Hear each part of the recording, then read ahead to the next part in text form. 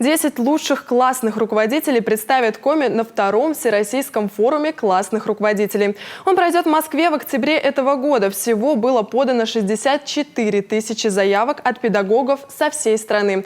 В финал прошли только 1300. Дарья Вологжанина познакомилась с классными.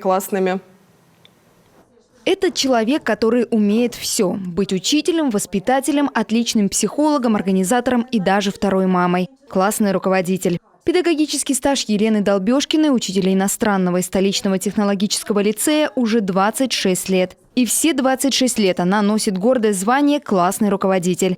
За плечами уже 6 полных выпусков, умение найти подход каждому ученику и родителю. Обменяться опытом и получить новые знания Елена Генриховна решила на втором Всероссийском форуме учителей. Подала заявку, прошла конкурсные испытания и стала одной из 1300 преподавателей, которых пригласили в финал. Любой форум, любой конкурс, любое испытание такого рода для учителей – это, конечно, возможность обменяться опытом, возможность получить позитивный заряд, позитивные эмоции, которые помогут потом в дальнейшем в работе. Ну и, конечно, это общение, это обмен информацией, это все очень замечательно. На форум в этом году подали заявки 64 тысячи педагогов со всей страны. Каждого ждали 3 испытания – онлайн-тестирование по основам педагогики, решение задач по тематике классного руководства и видеовизитка. Для биолога и классного руководителя 11 В-класса Юрия Шорохова самым тяжелым было решение ситуативных кейсов. Но с ними он успешно справился. В октябре тоже отправится на финал в Москву. Самый тяжелый был этап – это тренажер. Он позволял определить мои характеристики или особенности, мои индивидуальные особенности по способности общению с детьми.